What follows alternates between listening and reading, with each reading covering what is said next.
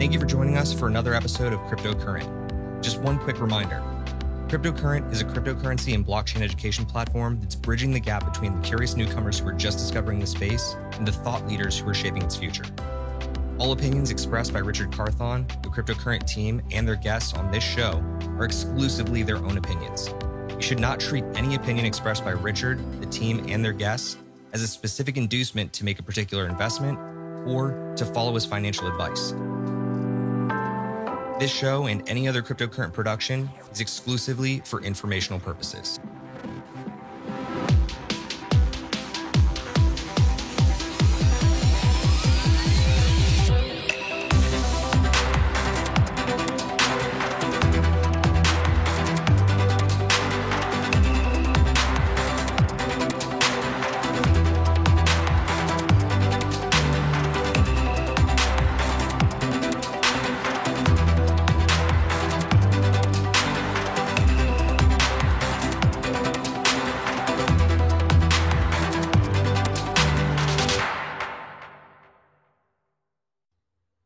What's going on, everybody? For Cryptocurrent, I'm Stephen Miller, and you're watching Cryptocurrent Live, the show where we bring you the latest and greatest in crypto every single Tuesday and Thursday at 7 p.m. Eastern. As always, on my Thursday edition, I'm joined by my co-host, Chris Corneros. How we doing, Chris? Doing great, Steve. How are you? Great day in crypto land, my friend. We got a lot of news to cover. Some less good news to start out the show. We actually have breaking news at the top of the show, which I didn't think we were going to get into, but alas, here we are. We're going to give you our breaking news for this show. Breaking news. So today on our Thursday edition, we've got good news and bad news. Chris, do you want me to go good or bad first? Let's go bad. Let's end on a high note. All right. Well, in that case, let me talk to you a little bit about the Crypto.com hack that we brought up on our Tuesday show. Crypto.com's CEO just confirmed that the hack did, in fact, affect more than just the one user that reported it. They have now got the tally up to about 400 customers, and the total is about $33.8 million. So not good news for Crypto.com customers. I'm really concerned about that myself. I'm not personally a Crypto.com user, but Chris, I know you are. How do you feel about it? Oh, I feel fine. The amount of money I have on Crypto.com is so low, they are not going to be looking for me. They're looking for the whales. They want that get-rich-quick hack. Well, look, for right now, and this is, I guess, a word of warning to those of you that are using Crypto.com, if you are not self-custodying your larger assets, I would recommend that you do so now. This is a really big word of warning. Crypto.com is a great on-ramp. You should be using them to invest if that's the place that you enjoy from a platforming perspective. But they still don't know what actually caused this hack. They have no concept of actually how the vulnerability was exploited. They're still investigating. So yeah. I mean, when it first came out, we were talking about it on Tuesday. I know there was there was the thought that it was something to do with two-factor authentication, and I know Richard briefly mentioned it, but for everyone listening, do not set up two-factor authentication with your phone. It is incredibly easy to hack a phone to the point where I think it was like a Vice reporter was doing a piece on, how secure actually is 2FA if you use your cell phone, and the guy he was interviewing texted him from the guy's own phone, from the journalist's phone. He said, "This is how easy it is. It's not secure in any way."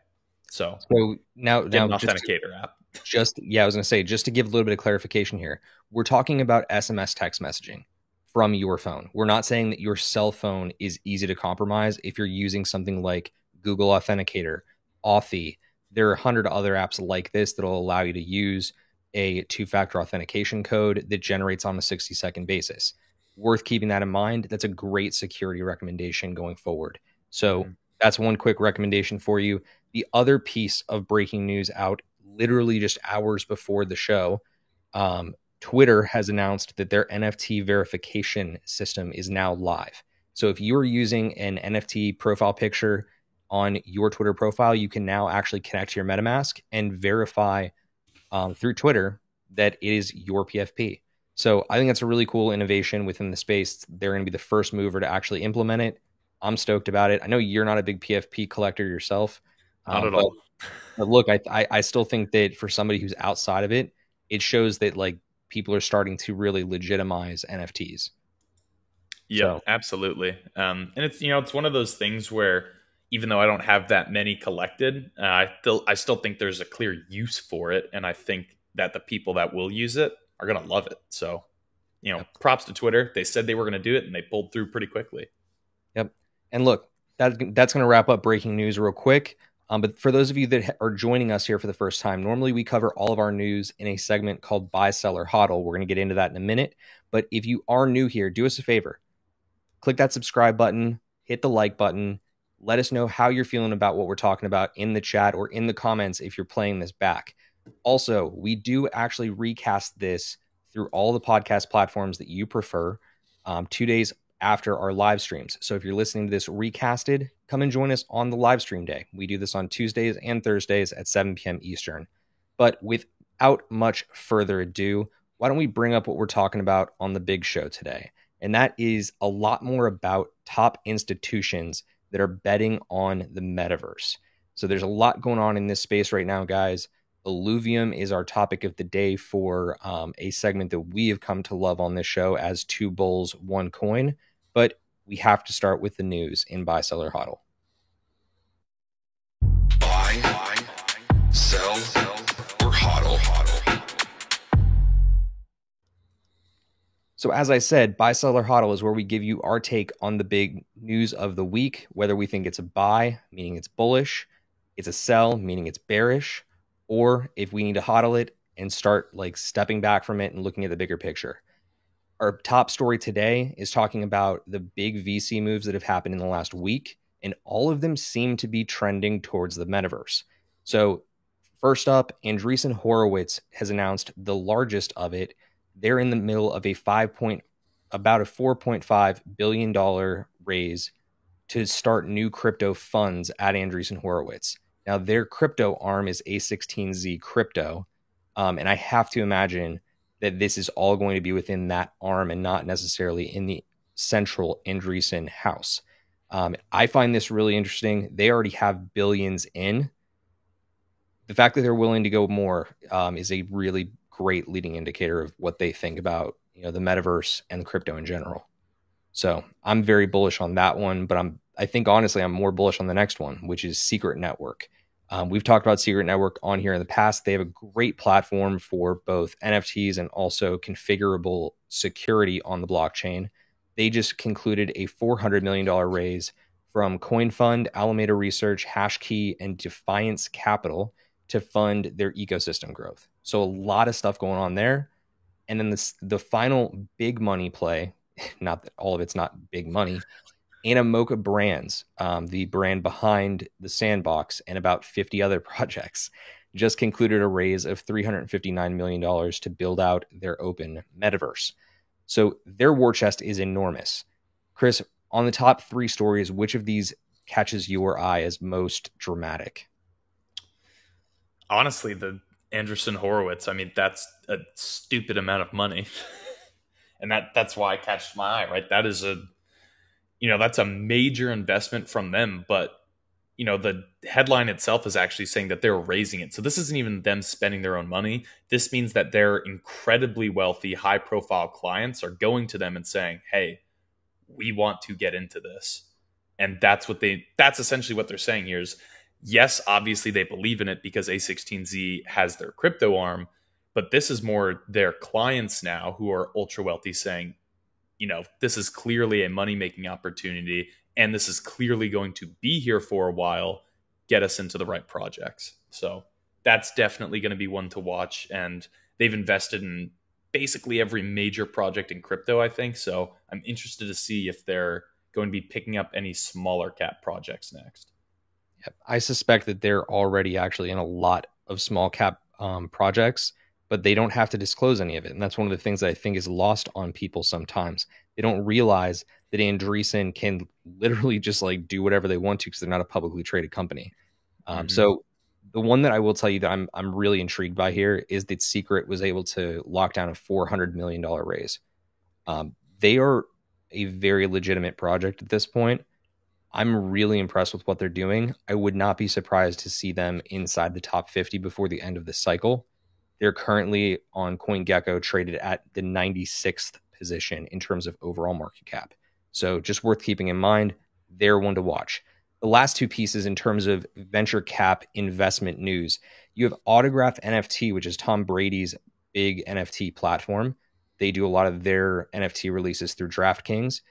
They raised $170 million additional dollars from Andreessen Horowitz's A16Z fund and others. And then a personal favorite of mine, one that I just have really close to my heart, is the POAP project, Proof of Actual Participation. Their badge app raised an additional $10 million of funding to basically help them with additional development. If you've not checked out POAP, I really do recommend that you go check it out. It's a really interesting protocol, totally free to use, both for securing your own POAP NFTs or to create your own. So very cool stuff out of there. Chris, there's so much money flowing in right now. It's I'm insane. really surprised that we aren't seeing more price action based on this news. But I think it's a great indicator of where we're headed, right? Mm-hmm. Yeah, I mean, to your point about price action, it makes a little sense that we're not seeing it because a lot of these are indirect investments right now, right? They're just commitments to invest in, the general ecosystem or to develop a certain thing. It's less so, like we saw a few months ago where you had Andreessen Horowitz basically investing major money, not even to develop things. They just wanted to invest in, various tokens because they knew the price was going to go up. This is more of an indirect investment. That being said, you will see some price action at very random times or seemingly random, probably 6 or so months from now, once this capital starts to kick into these development projects. Well, let's go ahead and move into our next group of stories. These are all having to do with the non-fungible space. So this one I really am quite interested in your take on. So the G2 esports team has announced that they're launching their own NFT on the Solana network under the Samurai Army banner. So it's going to be a membership pass for their fans, and that's coming in February. They're a really big competitive esports team, games that you would know, Chris. Tell us your take on this, because I can't quite remember what games they're known for playing. So they're a top 5 esports organization in the world. Their founder, Carlos, he goes by Ocelot online. He was a former professional League of Legends player and then launched Gamers 2, which later became G2 Esports, I think about almost 10 years ago now. And they have just blown up ever since. I mean, they have world championship teams and level teams in esports ranging from League of Legends to Counter-Strike to, I believe, Siege and Valorant, everything you can imagine. And they're big. They are, one of the few teams or organizations in the world in esports that is actually profitable to some degree. And as you can see, their logo does kind of look like that, stereotypical samurai helmet.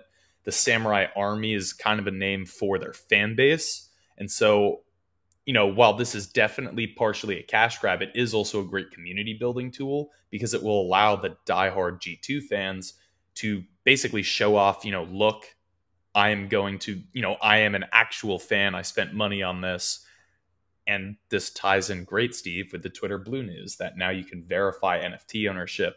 So it's kind of like a badge of honor for a lot of fans, in the space. But kind of think of G2 as, essentially a FaZe clan just based out of Europe and on a slightly smaller scale. This is a big deal. TLDR, it's a big deal. Cool. And to me, again, I think that gaming is going to continue to be one of the biggest narratives this year, but I think that it's absolutely going to take a backseat to our next story. And that is that the Puppy Bowl at the upcoming Super Bowl is launching low energy NFTs to benefit Ariana Grande's animal rescue charity. Now, let me be abundantly clear. I am only saying this because Ariana Grande is an enormous celebrity, right? The Puppy Bowl is not the focus of this as much as they're absolutely adorable. But when you have a celebrity of that nature that is that big of a star, it brings a lot of eyes onto NFTs. And I think that it's still going to be the easiest entry point for the majority of the consumer market to enter into the crypto space, even without feeling like they are actually stepping in. So interesting piece of news there. Then lastly, we do have another gaming piece, and that's that Mythical Games, who is, I believe, another A16Z project. They just announced that they have purchased a game streaming startup to help them build out their game within the metaverse. So very interesting news there. A lot more money is just moving and flooding into the metaverse. Now, that being said, right now there's a lot of money leaving the market. If you are with us live, you will probably notice that the markets right now, they are dropping. We are just seeing right now across the tickers that Bitcoin is about to crack below 40 and Ethereum is officially below 3,000. Yep. To me, that's a great time to buy Ethereum. I'm going to continue to watch Bitcoin really closely. If it continues to drop below 40 and we see it eclipse, I think the next mark was about 38.5. If it goes below 38.5, we're going back to 30. That's my opinion. So interested to see what happens with the market, but it's not looking good right now. So we'll continue to monitor it and keep you posted. As for our lightning round this week, we got 5 additional stories we want to make sure that we just bring up quickly for you. The web browser Opera has announced that their Web3 focused crypto browser has officially entered beta testing. That's big news because it means you're going to be able to interface with all sorts of different Web3 applications, use Web3 domains, all within the Opera browser. That's exciting. Intel has announced that they're going to be revealing their ultra low voltage ASIC Bitcoin mining chip here shortly at an upcoming conference. This is a huge deal. Do not let anybody tell you this is not a huge deal. If it's affordable and they can get it out into devices this year, that is going to be a game changer within Bitcoin's mining narrative as for it being like a massive energy waste. So that's huge.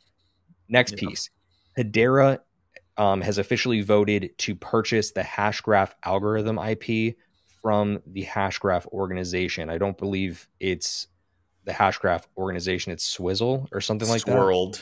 Yeah. So the like Hedera Ruling Council or has some name like that. I think it's like Hedera Governing Council is made up of about 25 or so companies and a few people. A lot of those companies you might recognize, for example, Google is part of the Hedera Governing Council. They voted, I think it was literally a day or two ago to essentially purchase the intellectual property that is this Hashgraph algorithm and kind of shift Hedera to an open source development project, whereas now it's open review, which just means you can look at the code but can't change anything. Yep. And the last 2 pieces of news, I'm going to speed through here, but the UFC champion Francis Ngannou has announced that he will officially be taking his winnings in Bitcoin on future fights. I believe that's enabled by Cash App, which is really cool. And then probably the biggest out of our lightning round stories, South Korea, if you are not aware, they instituted an ICO ban about 4 years ago. And now their presidential candidates in the current election, Yoon and Lee, both are looking to reintroduce ICOs following this 4-year ban. I think that this is really great news for the crypto space, especially because we have so much development talent in South Korea. So that, folks, is going to wrap up Buy Seller Hodl for this week. If you have another story that we didn't get a chance to cover on this show, do me a favor. Let us know in the comments. We'll make sure that it's in the rotation for our Tuesday show when we come back to you with Richard Carthon on that episode. Otherwise, if you liked what we covered on today's show, hit the like button. We'd really appreciate it. We need your help to make sure that this can get out in front of more eyes. Now is the time that we go into one of our favorite segments where we get into breaking down just a brand new project to have on your radar. This is 2 Bulls, 1 Coin. 2 bulls, 1 coin.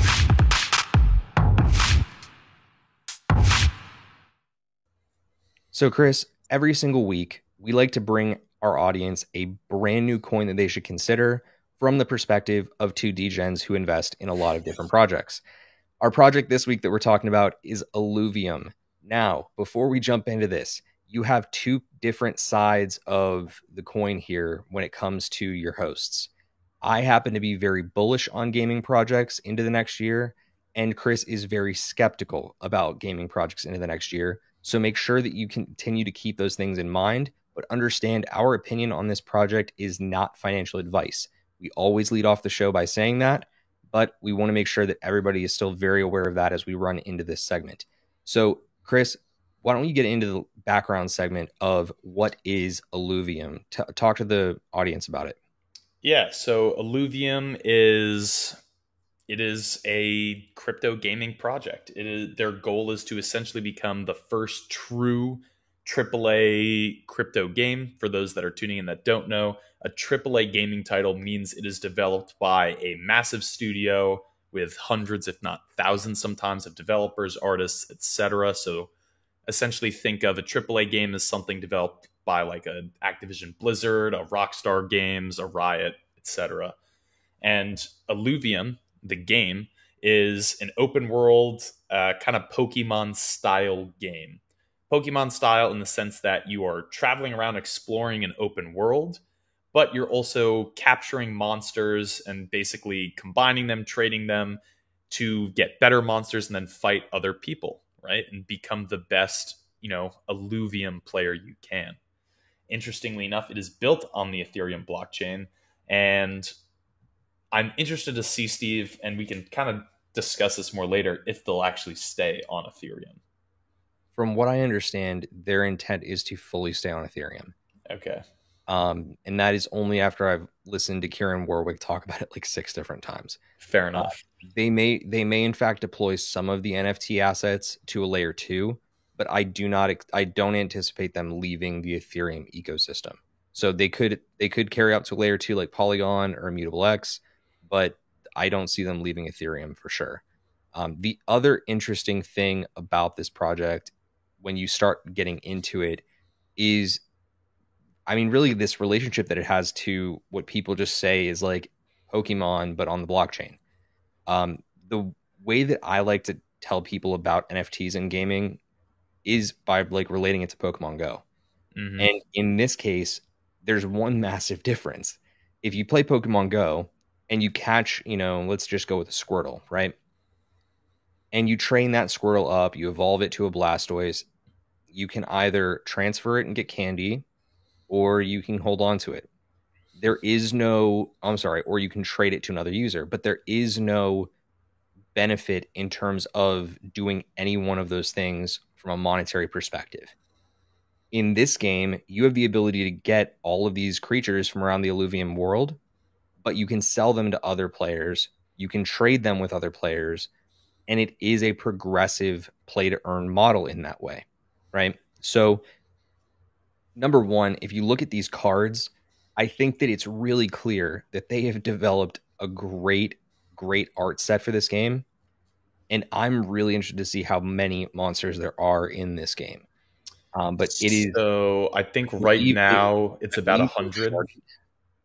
Say again? I think it's about 100 different alluvials, as they're called, are in the game right now, or like 150 maybe.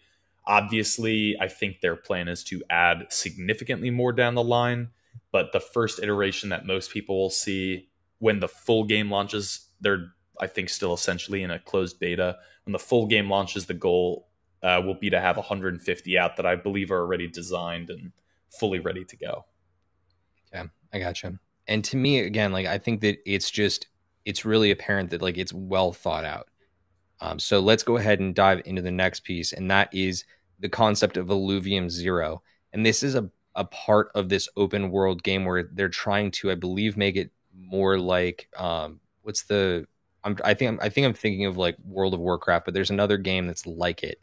They develop land assets like this, but it's supposed to be almost like a facilitated feature within that overall ecosystem. So you'll be able to play open world, but you'll also simultaneously be able to do this with your own land and build cities and stuff, basically as a mini game. So I'm really fascinated by that part of this because it makes a multi-dimensional nature to this game. Do you know the other game I'm talking about? Off the top of my head, no, but I will say that image does make me think of like a Clash of Clans type deal where you build out like your kind of fort and it looks like they're, different kinds of buildings that probably serve different functions there. So that was my first thought, at least when I saw that. Yeah. And again, for right now, that land sale component is coming soon, but you're going to be able to take further advantage of different metaverse environments and building out, your own territory the way that you want to. So the land sales are going to be coming soon. Keep an eye out for that on their Twitter and on their Discord. But also you have the Illuvium token, which trades under ILV. The Illuvium token is going to be used for their in-game marketplace, but it has currently amassed quite a following, and it is being traded in very high volume in a lot of different places. So we're going to get into that in a little bit, but just off the top here, now that we've gotten into the background, if you have any questions about this, feel free to shoot it to us in the chat or as a comment after we're done with the stream. We'd love to talk to you more about this project and address what you're interested in about it. Chris, is there anything that you see off the top, just because you have so much experience gaming and you fancy yourself somebody who understands the industry? Is there anything in the background here that really is compelling to you, or are you just strictly skeptical? Honestly, I mean, the art looks great. The general idea, the kind of combat system seems great. My issues are more, I guess, bigger picture. It's less with the specific mechanics they've released so far.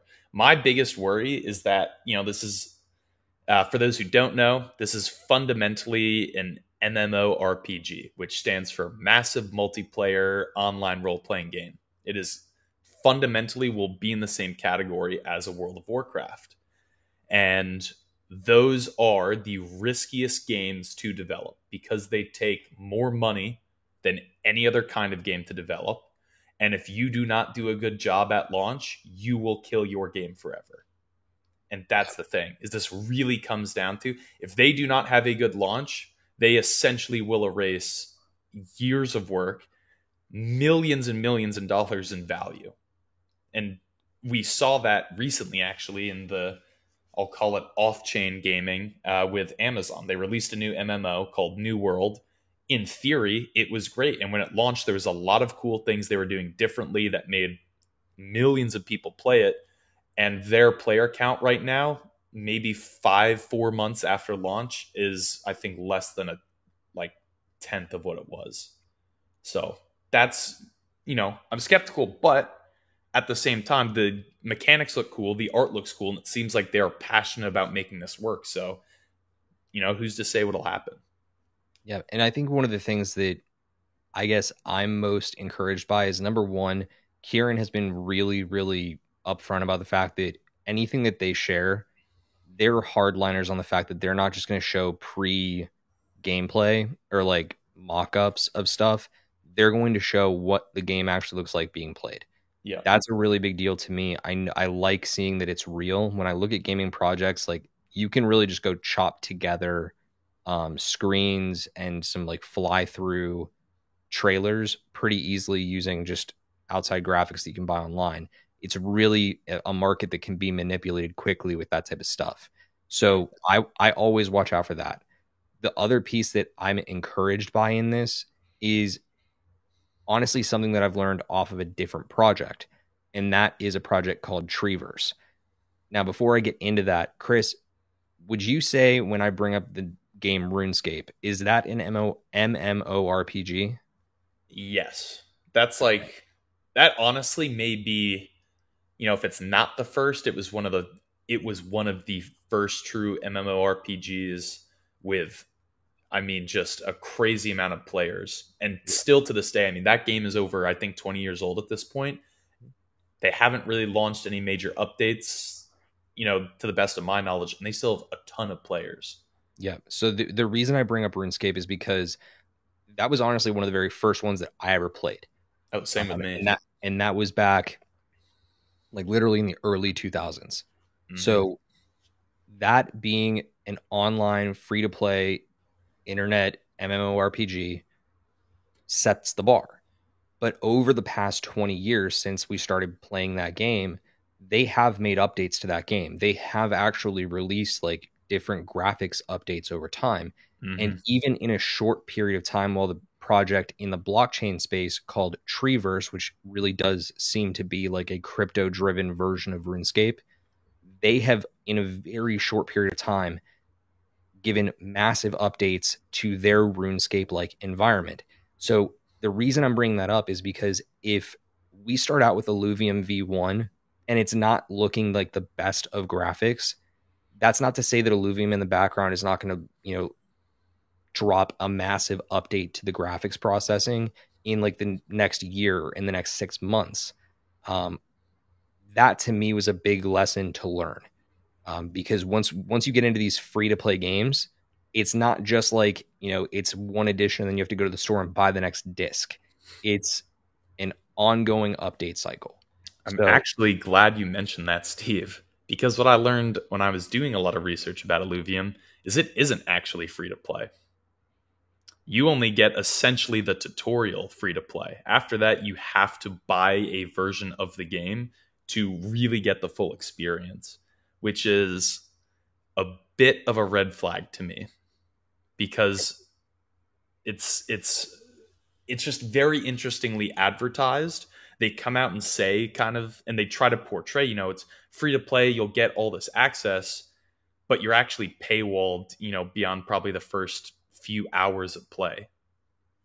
So I'm definitely going to look further into that because I was not under the impression that is how it worked. But at the very same time, at least you're now hearing two sides to it in terms of like the things that we look for when evaluating a gaming project. So I want to make sure that from the educational standpoint, our audience understands that is a really big takeaway, less so about like, the truth of it being totally pay in to play, or if it's, a more free environment that we're giving it credit for. Yeah. And that's not to say also that it's a bad thing that it's not, fully free to play, right? Like look at the Call of Duty actually even better than that. Look at like the FIFA franchise, right? You are fundamentally paying, I think now $70 a year for the new FIFA, when all they really do is slightly update the graphics and the rosters. The mechanics are the same. So if people are paying, $70 for that every year and have been for, I think, over 20 now, that's not to say that, Illuvium charging a one-time price is going to be bad if they're going to keep building it out down the line. So take that with a grain of salt, right? Like I was just putting that out there, whether it's good or bad, who knows? Because we also don't know the price yet. Yeah, I mean, look, it could also be like, them dropping it is like a pass. Like you have to buy a pass to the game. Mm-hmm. And then there's like, additional feature sets down the line that you may be able to unlock, kind of the way that World of Warcraft and other like DLC packages have been, used in the past. But again, they're probably going to be dropped as NFTs, and that'll allow you to resell them very easily on the open market after the fact. Mm-hmm. So lots of, pluses and negatives here, but let's move into a quick risk assessment. So Chris, as you had said, the vision for this is that it's going to become the first AAA game in the metaverse. Now, you can see on the left some of the graphics, some of the early renders of what gameplay and fighting looks like with these creatures. But what's more important than that for me, because again, I think every project can have a roadmap and a vision. The thing that's most important to me is always evaluating team. So from left to right, you have Kieran Warwick, who is their CEO and like, I believe, lead founder. And then you have his brother, Aaron Warwick. Now, I'm going to bring this up in a minute, but the Warwicks have become something of a dynasty within crypto's short-term tenure. And that's because their other brother happens to be the founder of the Synthetics protocol. So these guys are very well connected within the crypto space, as we're going to get into in another second here. But Aaron has not just designed one game. He's been a game designer for quite a while. He's, no stranger to this space. Kieran has a lot of the connections needed to drive the thing forward. Now, that's where they brought in Nate Wells, who is a producer known for his involvement in the BioShock franchise. Chris, from your experience in the gaming world, talk to me about what you know about like BioShock and how the gaming world views it. Well, people love it. It's so a little different. It's a single player game, but it's, had several iterations throughout the franchise's lifestyle. And I believe like all of them are very, very well received. look great graphically, they play well, and the most important part about single player games is they're very replayable. People will go back years after beating these games just to replay them because they were that good, which is definitely a good thing. But to your point about the Warwicks, actually, I'm very hesitant about Aaron Warwick because every time Kieran talks about their team, he brings up Aaron. He says, yeah, he has this experience designing games, but he actually doesn't. And thank God for LinkedIn, because I did some digging, via LinkedIn, found Aaron's LinkedIn, and learned that, realistically, his game experience is, not working at any big studio. It's not building these insane mods. It's building like tiny add-ons to slightly tweak versions of the game on his end. And that's literally the extent of his experience in game design. Beyond that, his profession is actually, I think, is like a tennis coach. And that is not talked about basically ever. But it makes me a little nervous that you push this narrative that, he is this great game designer when he really doesn't have much game design experience. That being said, and back to your point about Nate Wells, like, he is a true, veteran of a AAA studio and AAA titles. So that's good, right? At least you have someone good kind of heading it up. The vision is there, and he understands what a successful game needs to be successful, but also what it needs to actually have that longevity and to continue creating value far beyond the launch date. So now I want to make sure that there's another clarification here. When we're talking about game designer versus producer, there is an absolute line to walk, right? My point in, making sure that this is really, really clear is that as a producer, Nate Wells has been like in charge of truly designing the gameplay and like, looking at the mechanics, the overall actual deployable feel and like interfacing and the look. I think from what I understand about Aaron's role with this project is that he has kind of like the master view of it from the top down. So I hear exactly what you're saying, but from what I understand, that is Aaron's role. Is he is kind of developed the higher plan for it and almost like the zoom out to 1,000 feet view of what Illuvium is, how it's meant to be played, all of that. So just interesting to keep in mind. Let's go forward into long-term playability and value, which frankly is probably the most uncertain part of this. Oh, actually, I lied. We got to step back for another second.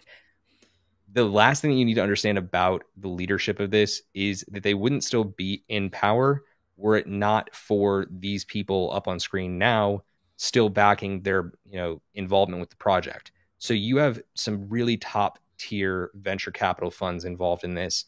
The ones that stand out to me are Delphi Digital, Moonwhale Ventures, BlockSync, Yield Guild Games. Those are the ones that are really big to me. But bigger than that, you also have private investors who have actually staked a ton of money with them. You have one of the founders of Aave. You have Kane Warwick, who's, of course, their brother. He's the founder of Synthetics. You have the CEO of QuantStamp. Where was the other one? Sebastian Borget from Sandbox. Mm-hmm. So you got some really big names there, but I don't want to get onto that too long. I do want us to carry on to the playability and the uncertainty factor there. Chris, I want to give you the total floor on this one. What is your thoughts? Because again, a lot is uncertain right now. Yeah, so I mean, it's gonna be tough because one thing I will give them credit for is it seems like they're making it well. There's going to be two parts to this, and they're completely conflicting to a certain degree.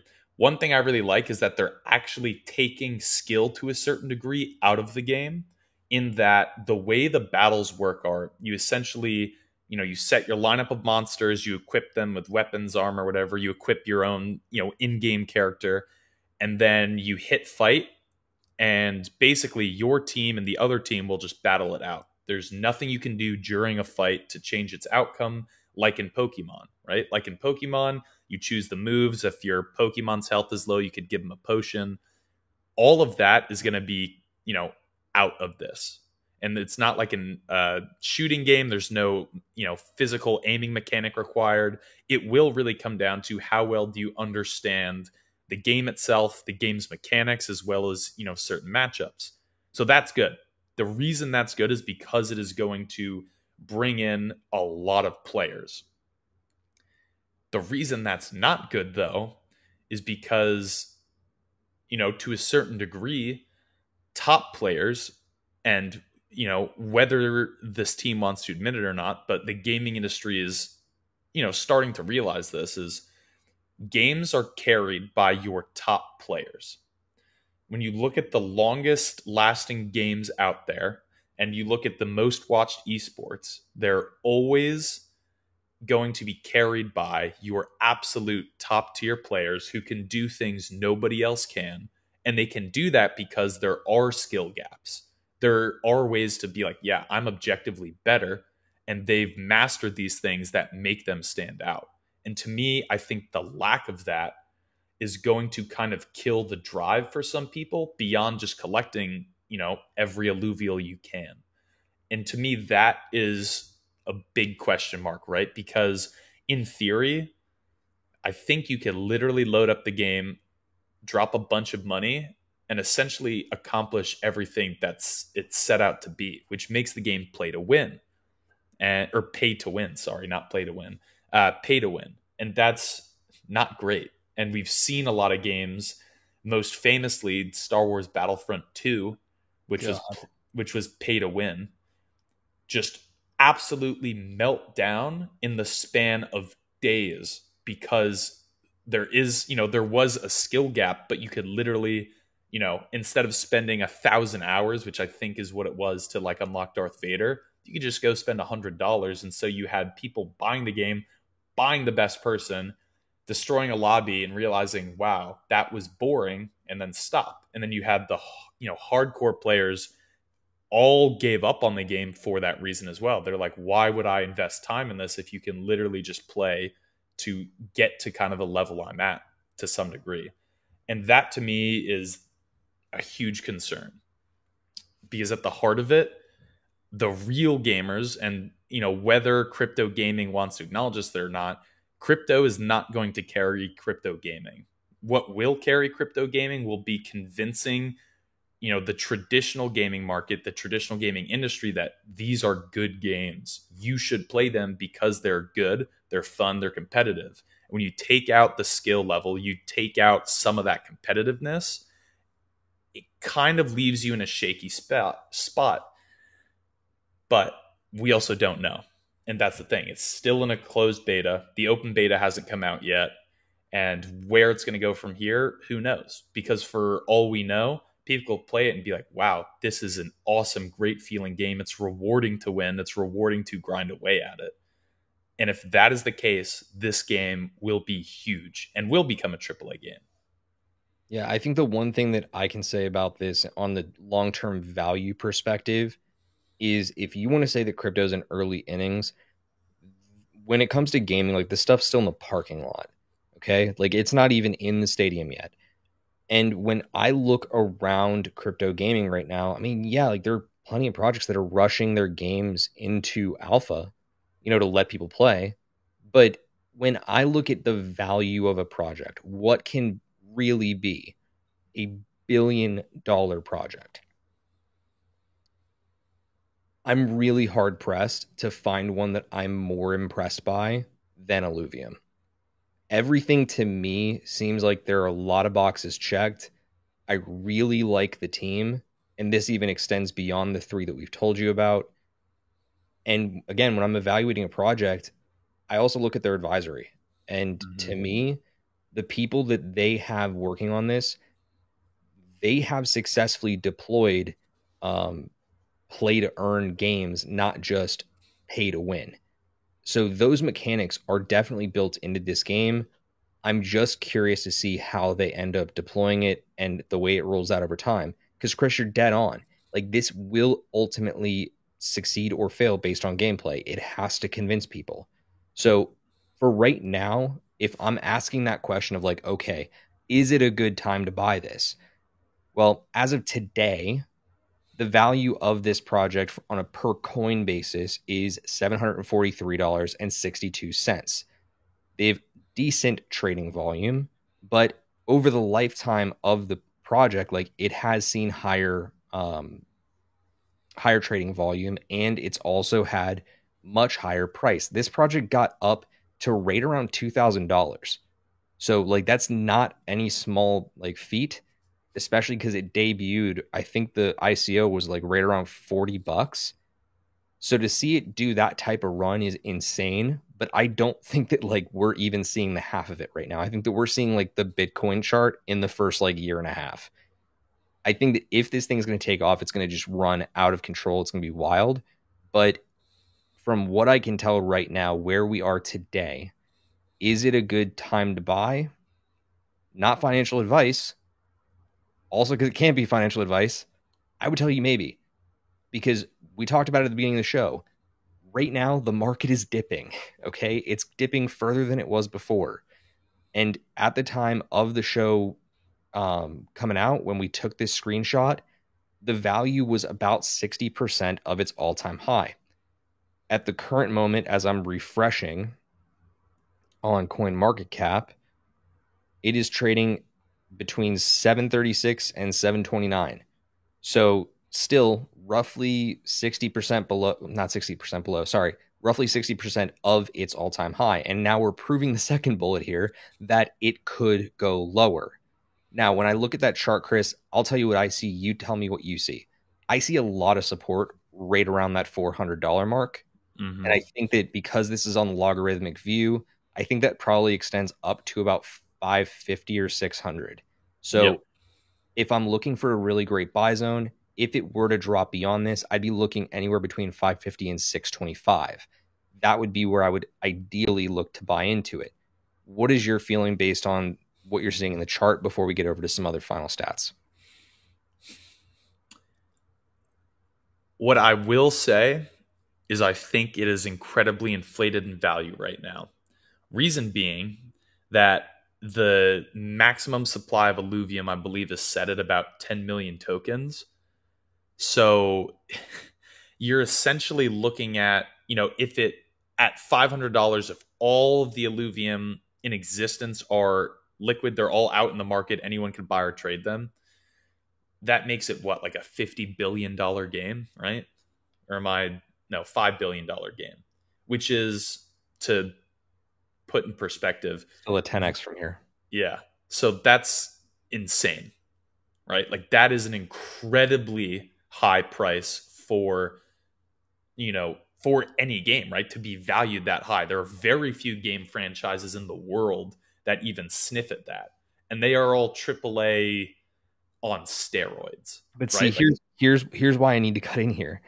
I really do think that there's something that you're missing here. And that's that as of right this minute, Axie Infinity is trading at $5 billion in market cap. And that is way after it has slid from a all-time high just above $150. So to think that it is right now trading at 70, let's just call that 50% of where it was. It had a $10 billion market cap and its gameplay sucks. Like it's absolutely terrible. So, I mean, I don't want to think for a second that or underestimate the upside here by thinking on that type of perspective of like that being a ludicrous valuation within the crypto space. We don't know what a valuation for a crypto game is like even close yet. Oh yeah, I'm basing that ludicrousness off of comparing it to the traditional game industry. But, again, there's a lot we still need to see. And what I will say back to kind of the price conversation is I do think it's going to go down from here. It's not financial advice, but when you see Ethereum, which this is built upon, basically get slaughtered over the last month, I don't think this is going to make some magic jump unless they, surprise drop the open beta tomorrow and the gameplay is incredible. Which brings me to my second point. When they announce the beta date, the price will probably shoot up. And then as it gets closer, I would be very cautious on buying Illuvium. Because if the open beta comes and the gameplay isn't great, it's laggy, the graphics aren't as good, this price will go down so fast and so low that I don't even know. Like, you'll be hitting the center of the earth. And that's why I kind of think it's inflated, because it is very easy to lose $400 or $500 of value per coin when it is worth about $750. If it were to be worth, $50 a coin, then yeah, you're going to see a $5, maybe $10 price correction. But that's just because, the percentages are different, because people a lot of times are looking at raw value. If the game open beta comes out and it doesn't do well or doesn't play well, you'll see this crazy drop just because people won't want to pay $750 a coin to be involved.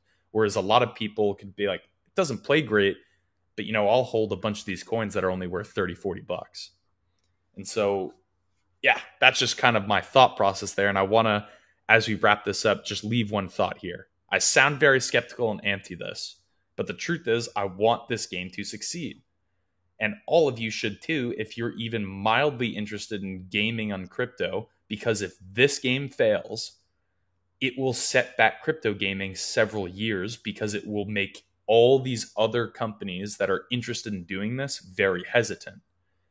That being said, and Richard and Steve covered this on Tuesday, we're also seeing major studios like Activision Blizzard, who were just purchased by Microsoft, announce that they want to get involved with the metaverse. And as a major AAA studio, if Microsoft can get Activision Blizzard back on track, things are looking very good for crypto gaming in the long run. Yeah, and I think the last thing that I'll leave you with before we call this one a segment, because there's no shot in hell that we're getting this done in under an hour today. Nope. Is that when you're evaluating crypto gaming, you need to not necessarily be looking at it for the long term right now. It is still very early innings. If you see a project that has upside and it's dipped down, like after it's already had a massive hype wave, it's typically the right time to be looking into it and tracking interest. Mm-hmm. The last piece of alpha on that is if Animoca Brands is invested, you really want to be looking at that project hard, because Animoca has been picking winners in this space and you've already seen a ton of traction in those projects. That's the one thing, like above all else, that like to me spells success for a game these days, is having really, really exceptional partners, and Animoca is the top right now. So look, that's going to wrap up this segment of Two Bulls, One Coin. If you appreciated what we had to say about it, let us know in the comments. You can, of course, get at me on Twitter and, grill me for some of my commentary on it at Steve Miller_PHX, or you can get at Chris at It's Mechis. That's ITSMECHIS. For our final segment in our show on Thursdays, we like to give you the biggest narrative of the week and kind of break down why it is sending shockwaves across the cryptoverse and into the real mainstream. And that segment, of course, is the Aftershock. The Aftershock. So it's no secret here that on the Aftershock segment, we do hit the biggest narrative of the week. We break it down for you and help you understand why it is such a big deal. And there is no bigger story this week than what's been going on with Fortune 5 companies betting big on the metaverse. We talked about this early on in the week when Richard and I discussed the whole Walmart buy-in. They announced early on in the week plans to create their own cryptocurrency and NFTs, and they filed several trademarks to make and sell virtual goods. So there's a ton going on with Walmart. Chris, any immediate comment on this before we get into the next piece? The only comment is that if you haven't yet seen footage of people shopping in Walmart's metaverse, I highly recommend looking it up because it has been hysterical. And if you want to understand what I mean by that, you just need to go and watch it because it's been awesome to see unfold. Yep. But again, if this is what we see as like early inning metaverse deployment, we're talking about like just scratching the surface of what Walmart really intends to do here within the metaverse. I was talking with my wife about it last night at the dinner table because she works for Walmart. And I was telling her, look, think about the overall store and the experience that we've had in e-commerce across the last 10 years. it's been gradually changing to shop at home and get delivery for everything. If that's what you're going to do and you're going to be able to go into their metaverse store, shop the shelves the way that you want to, figure out what you really need by browsing based on local inventory, and then have it immediately delivered in short order thereafter, there's no point in going into a Walmart anymore. And for a lot of people, that's a great perk, because not a lot of people really enjoy going to Walmart, right? It is a place that you go to get your shit and get out. To quote a joke from one of my favorite comedians. But beyond Walmart, there were three other companies this week within the Fortune 5 that made big news. First of which being Microsoft, when we talked about this as well a little bit on Tuesday. Microsoft acquired Activision Blizzard, the massive gaming house, for $68.7 billion. They're saying that on another note, this could actually stretch up to be a $75 billion deal.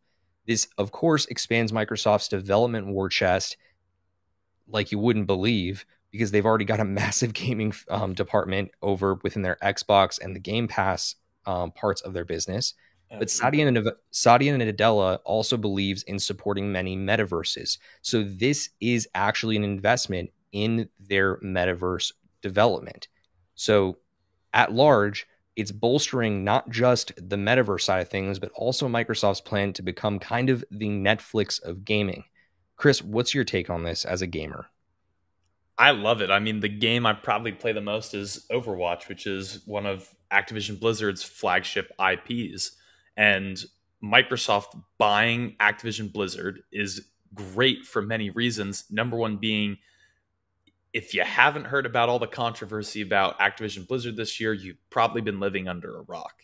I mean, huge institutional issues with just company culture, literally starting at the top. Their CEO, Bobby Kotick, whatever it is, has basically been perpetuating this like frat star, very sexist kind of sexual assaulty culture in Activision Blizzard for years. Apparently has known about it, has been threatening people not to come out and say anything, and has been also perpetuating it to continue. So I think a changing culture is going to be great, but from a gaming kind of news perspective, this is a big deal. Like Steve was saying, like Microsoft has a lot of game studios under its wing now. They bought, I think, Bethesda about a year ago. Bethesda, very famous for making these massive open world games, mostly single player, but now enabling more multiplayer. They have the Halo franchise, which I'm sure even people who know nothing about gaming know Halo, know its mascot Master Chief. They now have Activision Blizzard, which has World of Warcraft, Diablo, StarCraft, Overwatch, Call of Duty, just to name 5 of their massive titles. And these are all franchises worth billions of dollars independently. But now you're bringing in a massive game studio that has all this experience, literally world building. That's what made Blizzard so famous, was the robust lore and world building they did on all their games. It made people fall in love with their games and continue to play them for decades after. So from a metaverse perspective, this is great. And to your point about them being the Netflix of gaming, rather than try to win the console war, Xbox versus PlayStation against Sony, Microsoft just said, okay, you can have consoles. We will just take the rest of gaming. And through their Game Pass initiative, have essentially, made the Netflix of gaming. It's something like $1 a month if you have Xbox Live Gold. $1 a month, and you get access to thousands of games for no extra charge. You can download and play them whenever you want. That is insane. Yeah, right. I mean, the things that they're doing right now is just off the shelf. But I think that it's really telling that they have a very clear direction on what they plan on doing. They're going to be deploying these games to be played in the metaverse. They're going to be deploying these games to be played outside of the metaverse. There is going to be an absolute renaissance in gaming, in my opinion, because of what they're doing. Absolutely. And frankly, I'm going to laugh one step further with you, because Microsoft is being progressive. You want to know what PlayStation said today? I'm sorry, more specifically, the guy who invented the PlayStation today said No. that What'd he say? he doesn't buy into this whole metaverse thing and he thinks it's all crap. Which is hysterical because PlayStation has their own VR. Exactly. He said he hates VR headsets. That was another comment he made. Like, I don't understand it. I think that on the top of it, like, that's probably the reason why he's not involved in developing PlayStations anymore. Well, but yeah. I mean, again, this is the guy behind the first PlayStation, a visionary before his time when the PlayStation was coming out. It's just worth mentioning. Now, again, two other really big Fortune 5 companies involved in these big bets this week. The next was Google. They came out and said just the other day that they're forming a blockchain unit dedicated to next-gen distributed computing and data storage tech. Then they deployed their engineering vice president to head up that unit. Now, when I say that he's an engineering VP, there are probably dozens of engineering vice presidents across Alphabet's infrastructure. The one that they picked was the one that was with the labs division, which is where they do all of the experimental tech. So they picked out the guy that is really most innovative and most forerunning to run this new division. I think that's really telling. The last piece on this news is they also hired on a higher up from PayPal to help them expand their crypto payments and financial services division. Chris, I need you to kind of unpack this for us because realistically, there's a ton that's going on here in this news. But I think that the biggest piece of which is that all the while Google has been like taking it nice and slow, it seems like all of a sudden they just poured a lot of gas on the fire. Mm-hmm. Yeah, I mean, it's super interesting. That first point you made that's right on the slides for anyone joining us on YouTube is that they're forming a unit to essentially, build a decentralized cloud storage and computing, software database, we'll call it. I love this news because this means the graph is going to be useless as soon as this launches. And I hate the graph. And again, I could go on a long tirade about that. But reading beyond this headline, I am telling everyone listening, although this is not financial advice, it is common sense. The graph was trying to become the Google of crypto, and now Google is coming in to be the Google of crypto. So I would not be surprised if they either pivot or just throw in the towel, because that's big news. But to the two kind of executive roles we were talking about, I love who they picked for the reason you were saying, right? It's someone who's forward thinking and is not afraid to get experimental. We saw Google try their hand at gaming with Stadia, invested a lot of money in it. It failed terribly. But the fact that they were still willing to at least try is a really good sign that this is who they're bringing in for it. And again, having this former PayPal executive come in to look at their crypto payments and services is great because they're probably going to have multi-chain payment options, and that is good in so many levels, but mainly that it's accessible, right? There are certain coins that aren't available everywhere.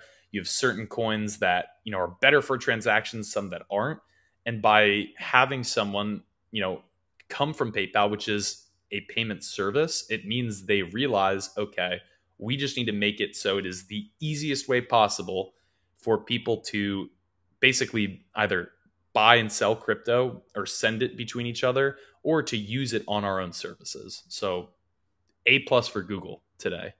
I would say that there's one other piece of this that I think is a really big deal. This is Google basically laying it out in front of Apple saying, if you won't make the progressive move to build crypto payments and crypto holding into your card platform, into the Apple wallet, we're going to build it into our stuff and we're going to do it bigger. We're going to do it better. Mm-hmm. This is really, in my opinion, like Google deciding that like we're going to spray and pray a little bit and hope to really carve out a niche for ourselves within the blockchain space to complement all of the other stuff that we're doing, because we need to be involved in Web3, right? Web3 is not just, the financial space. It's the metaverse, it's computing, it's data storage, it's all of this stuff. So to understand that and see that they're willing to come out and take a bigger step into crypto payments and make a dedicated move into that, it's really, really big move. And I applaud the fact they did it. I think that's probably the biggest deal in this to me, but that's because I'm looking at it more on the short term.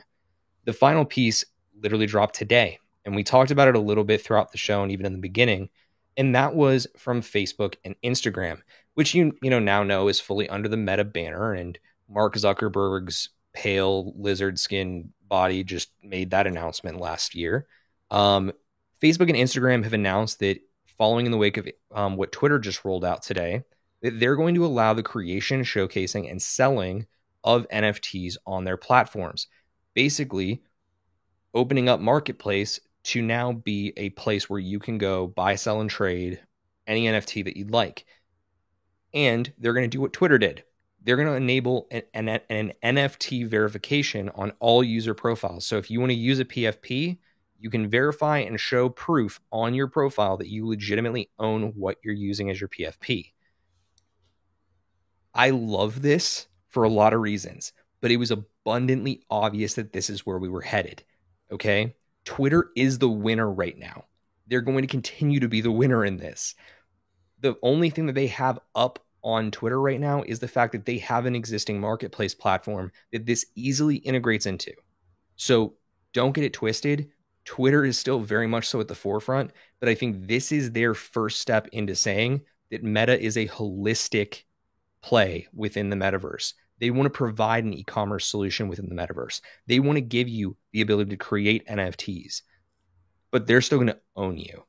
And that's the thing that really sets me off about Facebook to begin with. Is there anything else that we need to be unpacking about this? Because I think that these are 4 massive stories coming out in a week, right? This all happened this week.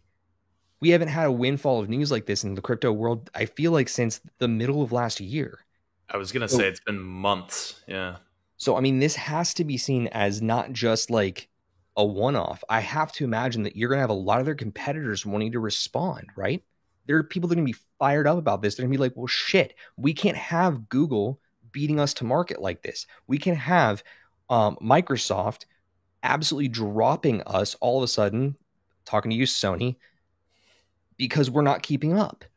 So, in your opinion, who are we going to hear from next? What Fortune 5 are we going to hear from next? What massive player is going to come out crypto positive or crypto future thinking?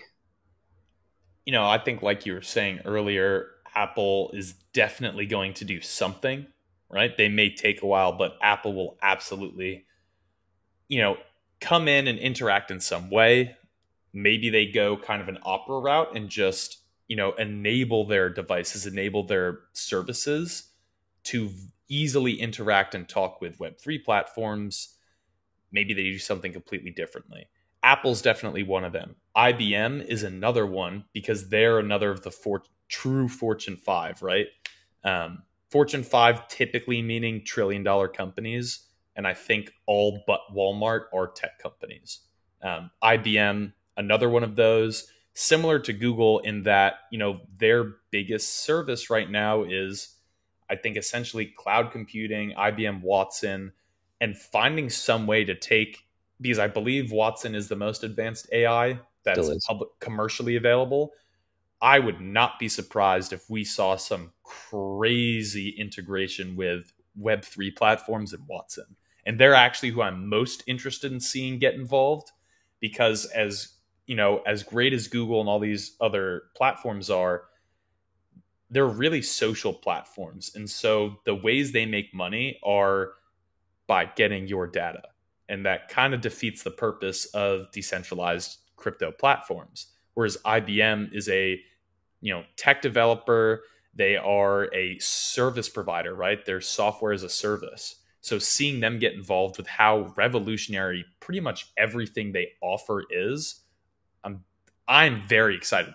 When they come out and say something, it's going to be big. And I think it will be bigger than everything else we've talked today.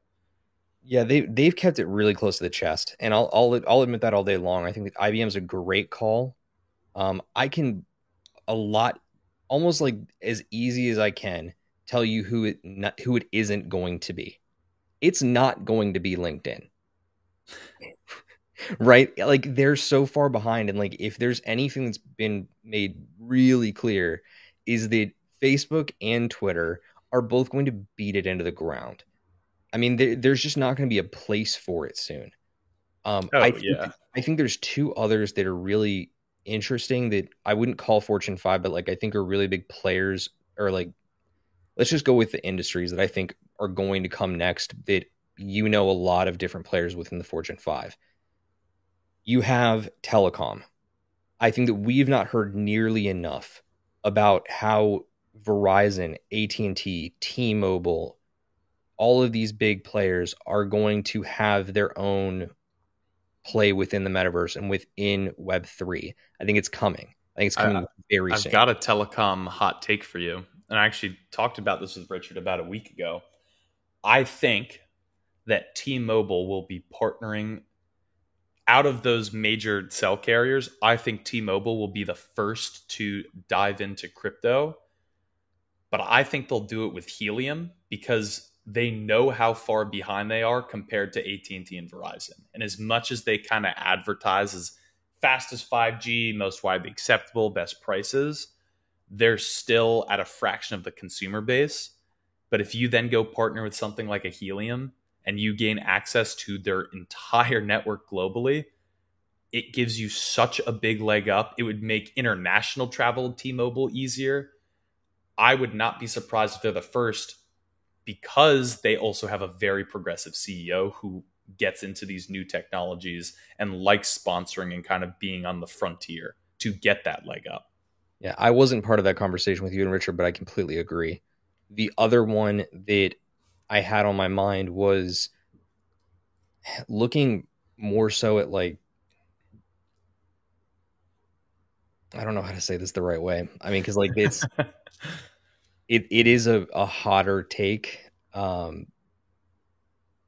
want to actually let it develop a little bit further before I say it. But I think give us the hot take. We need it. I'm gonna hold off on it because I need to actually incubate on it a little bit. I've really been racking my brain about this for the last like day or so since the really big news started dropping. And I think you're right. I think that IBM is a great play. I think telecom is absolutely going to have its day. And I think that the most common sense next player in, this is not the hot take. It has to be Apple. It has to be. I mean, you look at what Amazon's already doing. Amazon's already been very, upfront about the fact that they're working in the background to kind of bring AWS features and software and services onto the blockchain. That's not a secret. Yeah. But Apple has been keeping it really close to the vest. And honestly, they're pissing some people off in the fact that like they're not willing to let NFTs deploy through the App Store. I'm willing to bet, based on the type of adoption that we're seeing right now, that's not going to last much longer. And they're going to make that announcement and everybody's going to freak out. Because shortly behind that sort of announcement, you have to assume that you're going to end up having crypto payments and building in an actual crypto wallet into your iPhone, which happens to right now have some of the best security for that in the industry. Oh, they are, as much flack as Apple gets, they literally have the most secure devices on the planet, to the point that it took the entire FBI tech team months to crack a single iPhone, which Apple then figured out how they did it and patched that like in a few days. You cannot hack Apple technology. It is almost impossible as far as the world understands it right now. But I also, I completely agree, right? And we talk about this a lot when crypto, especially, and with the way this cycle's been going the last year in particular, when big companies are quiet, especially big tech companies, and it's quiet, right? It's not coming out against it. It's not coming out for it. It's when they're saying just nothing in general, that means something big is coming. Because there's just no reason, right? Like we saw Tesla buying a ton of Bitcoin about a year ago, right? If you for a second think that all these other big companies, Apple included, weren't involved in crypto already, or at least planning to get involved, you are crazy. And I think Apple's going to come out with just swinging and give us something that blows our minds because they were the first trillion-dollar company for a reason. Yep. And we forget that Disney's already said some stuff about crypto too. I think that their plan's just coming into maturity. I'll give the hot take, and I'm not going to dive that deep into it. I think it's Netflix. I think it really will end up being Netflix because at this point, look at the way the world has evolved since we've had the virus. So few people are going to movies. So many movie theaters going out of business. They're going to be, if they're smart, the company that comes out and ends up building out metaverse theaters where you can have a movie going experience from your home. Mm-hmm. If they do that and they start rolling out some exclusive, premieres the same way that, Disney Plus has with certain high IP properties, they're going to absolutely dominate entertainment within the metaverse. And it's not even going to be close. When you go into the metaverse for entertainment, you're going to have some independent players that are currently decentralized and will stay decentralized. But the big players in the metaverse where the populace will likely adopt first is going to be the Netflix, play, as well as the Netflix of gaming, Microsoft. I'd be watching this really closely.